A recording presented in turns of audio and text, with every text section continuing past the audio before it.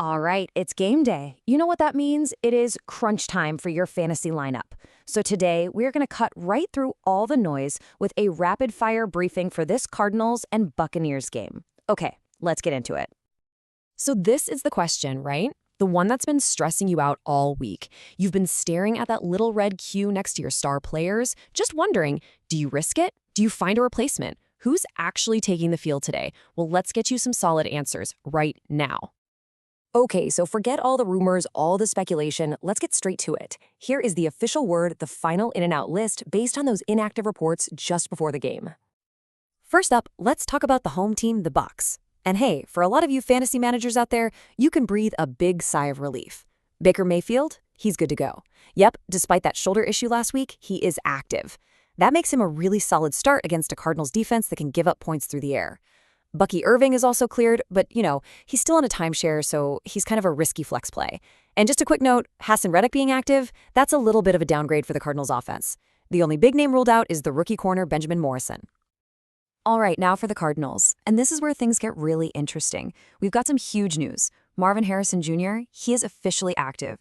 And Zonovan Bam Knight, another one we were all watching, he's also good to go. But, and this is a big but, the backfield takes another hit. Amari DeMercado is out with that ankle injury, and on defense, they'll be missing the rookie Walter Nolan.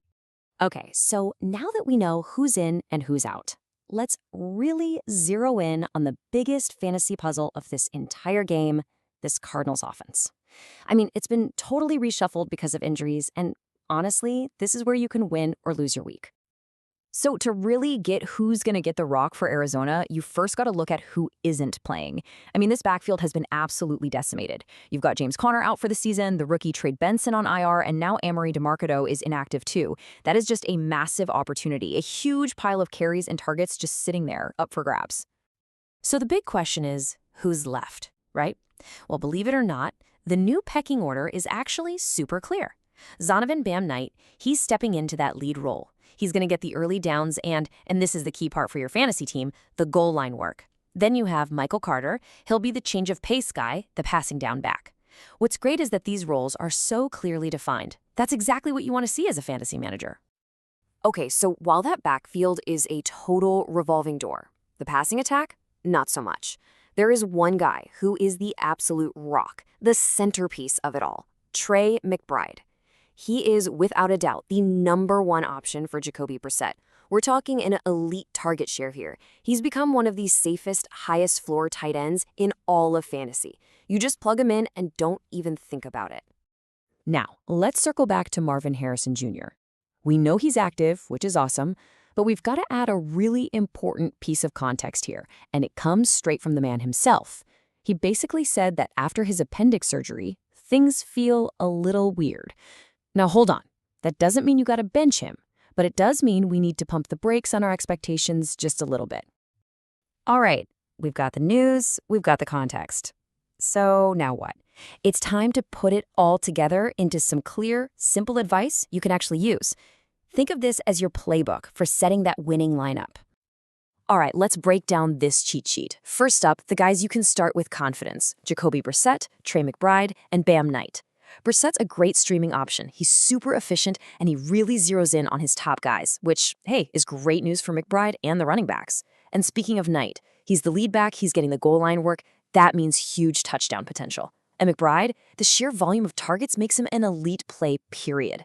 Now, Marvin Harrison Jr., he's in our start with caution group. The talent is off the charts, obviously, but hearing him say he feels weird just makes you pause a little, And finally, guys like Michael Carter, Michael Wilson, and Greg Dortch, they're all solid flex options. It just depends on your league and how much risk you're willing to take on.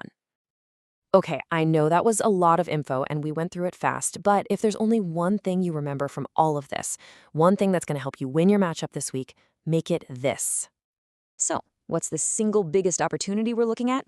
It's gotta be Bam Knight. Seriously, the backfield is completely wide open. He has a clearly defined role as the goal line guy. All of that adds up. He could be one of the sneakiest, most valuable fantasy plays of the entire week. He's the guy you double-check to make sure he's in your lineup.